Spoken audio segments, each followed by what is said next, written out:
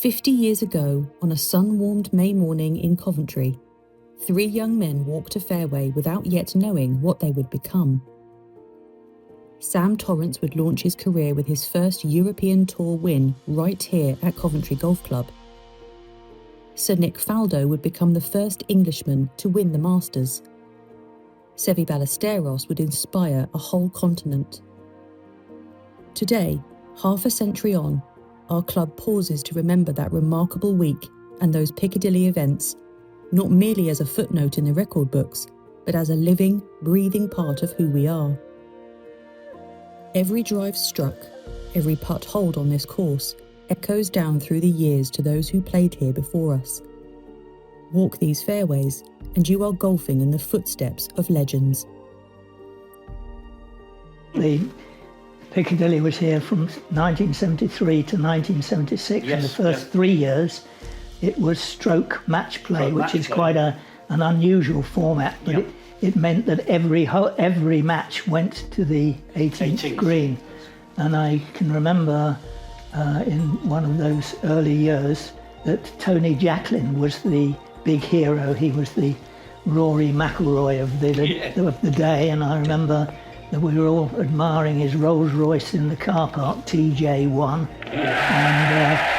and he went around in the morning of one of those occasions in an incredible score and won his match, but in the afternoon was defeated and went out, which seemed a little unfair to me.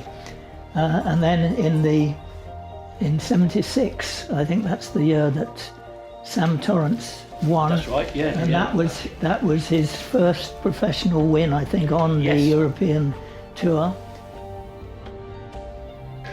Well, hello, Coventry Park Golf Club. It's Sam Torrance here. It was Finham Park, I think I remember the name was, when I was fortunate enough to win the Piccadilly medal. And I believe it's the 50th anniversary on Saturday. How nice for me. And I believe they're celebrating it a wee bit. And Scott Mackay, one of your members, very kindly got in touch with me and to see if I could make the day. Unfortunately, I can't make the day, but I can certainly send you this wee message. I have very fond memories of that. I've got a couple of special ones.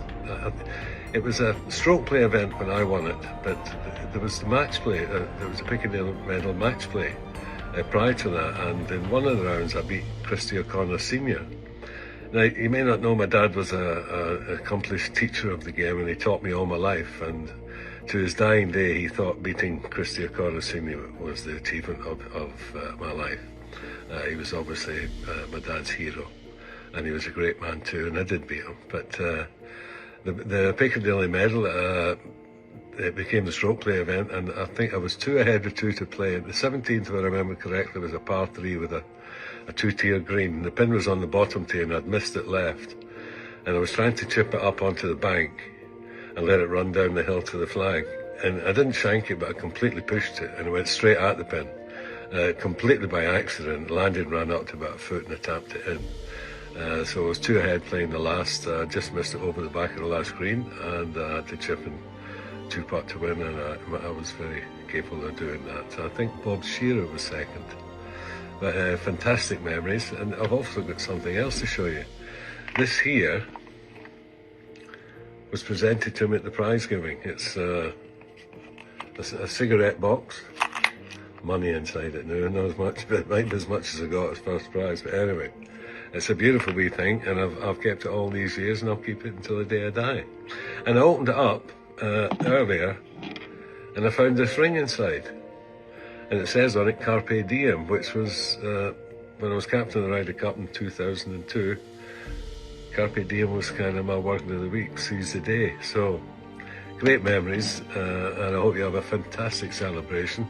I'm really sorry I can't be there, but I do have very fond memories. Thank you all so much, and thank you, Scott, for getting in touch with me. All the best from Sam.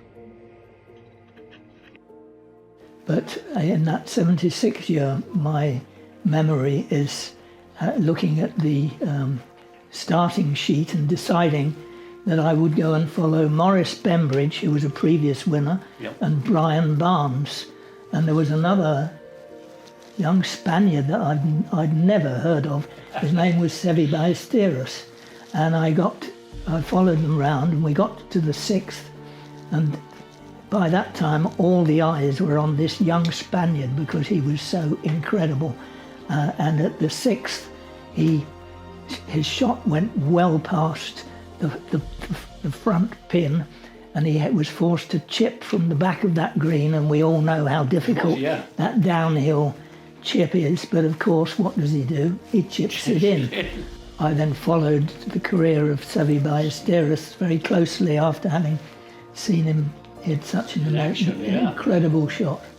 One of the things I remember was standing on the balcony talking with several people there, with Peter Oosterhuis, and he remarked that our 17th at the time, he said he felt it was probably one of the finest par threes in the country. Yes. And of course it was different then because we had a bunker on both sides, didn't we, at the front? Right, you know, the right-hand one that's long since disappeared, but it's a very tricky green anyway. But he had great difficulty hitting it, if I remember. Well, yeah, he did. That's right. Yeah, well, he wasn't alone. He wasn't alone, of course. No, a lot of them had difficulty hitting it.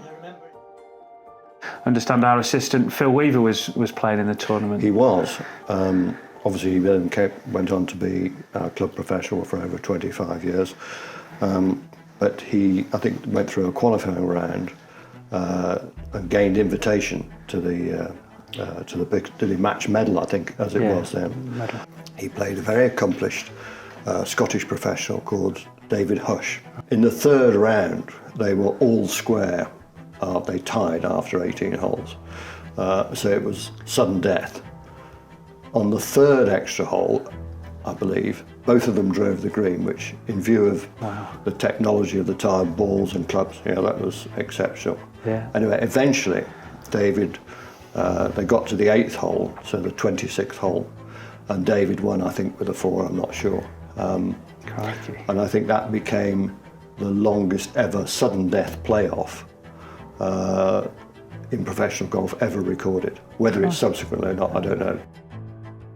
Bembridge won it, I think. Oosterhuis, Bembridge, Bob Shearer in 75, and of course Torrance the 76. But of course, when we look back, I mean, the young Seve Ballesteros. Yes, yeah. People like Remember seeing him here. Sam Torrance, by the way, was a big star. Yeah. So it was quite a year, wasn't it? Really. Yeah, Neil Coles came, by the way. Coles as well. Yeah, he did. Well, the British European Tour, what we'd now call the European Tour, all played in this. The memory I have of the Piccadilly was we'd come up, having been round the course, standing in the far corner there, and this young lad came and stood next to us, and I realized he was a player. And I just said to him, have a good knock, and he went, "Si." Did you enjoy the course? He went, "Si." I asked him another question, I forgot what, and then he also answered, "See." I realized that he didn't speak English. It turned out to be Seve Ballesteros. Yeah. And on the course, I remember the 6th, his brother Manuel was playing, and his driver landed just short. Remember, there used to be a cross bunker up the 6th. They've taken it out. Oh, yes. He was just short of that. And he got a club out and he practiced swing. It looked like a 5-iron. And from there he smacked it right on the green. I've never ever seen anybody get there, get on the 6th in 2. No. Incredible. And then when they all came in, the young Spanish lads, on the practice screen, they had a game, coin, pesos or whatever, and they were throwing them they would take the flag out to one of the holes, and they would throw the coin in. This is the Spanish lads, was it? They had some sort of gamble going, they were cheering when it went in and all the rest of it. I came up here with my brother Bill, and we'd come to watch a bit of golf, and we were hanging around the putting green, and my brother Bill, he got approached by a guy called Vincent Shabalala, who was South African. He was being mentored by Gary Player at the time, and he'd just won the French Open, so there was a bit of a buzz around him. He asked my brother Bill, "Oh, could you see if there's a caddy available?" So brother little walk around, came back and said, no, there's no one here, but I'm quite happy to go on your bag. And we said, oh, great. Do you play golf? And Bill was, I mean, he was 16 at the time. He had actually bunked off school, and he was playing off 4 at the time. So he said, all right, on you go. So they start off, after 9 holes, the weather was pretty foul. Vincent wasn't having a very good 9 holes. And my brother is fairly robust character, even at 16, and told him, basically, get your act together. And he played the back 9 and about 2 under and finished with a 75. He was chuffed. He got interviewed at the time by the press, to which he said, oh yeah, it was tough out there. I couldn't have done it without my caddy. Brilliant. So it goes in all the newspapers. Oh, wow. How good. So it was in the Birmingham Mail, and I think I've forwarded a photograph of that. But it also appeared in the Daily Telegraph. So when Bill goes back to school, he gets into so much trouble because of that. At the end of the day, Vincent paid him, I think it was £70 for his work. Now in 1976, that was a lot of money. The other thing I can remember was in 76 was the 11th and 12th, how different they were. Well, the 11th and 12th was a riding school when we joined here. Was it? Yeah. And they were doing gymkhana and jumping over poles. Well, I'll be. So when the clubhouse got lost and the road went through, and we lost the bottom of the practice area, which you'll know about, yes, Mark. Yeah. They then compulsory purchased the riding school. The second of the 2 new holes, back in 76, is the 12th, and this has to be now the feature hole of the course. It's from the tee, it's a right to left dogleg, but the ground slopes left to right, so it's quite a challenging little thing to get your ball in position. And even in those days, with wooden clubs being used, and a different kind of ball, different quality of ball, some of the bigger hitters still probably got close to the green. I think there was even the odd story of 1 or 2 driving the green.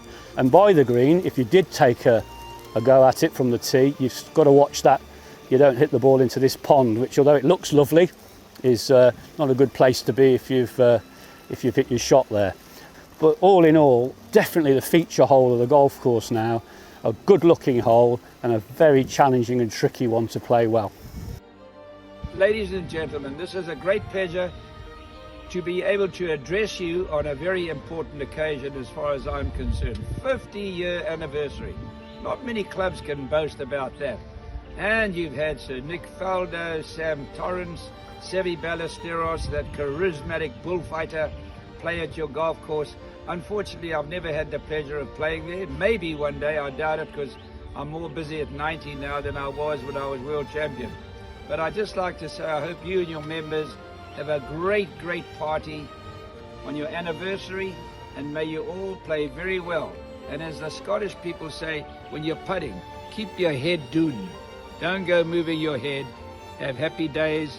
What a great game golf is, what it's done for me. I was brought up in a hobo jungle, suffered like a junkyard dog, and yet went on to travel more miles than any human being and become a world champion. What a game. God bless you all.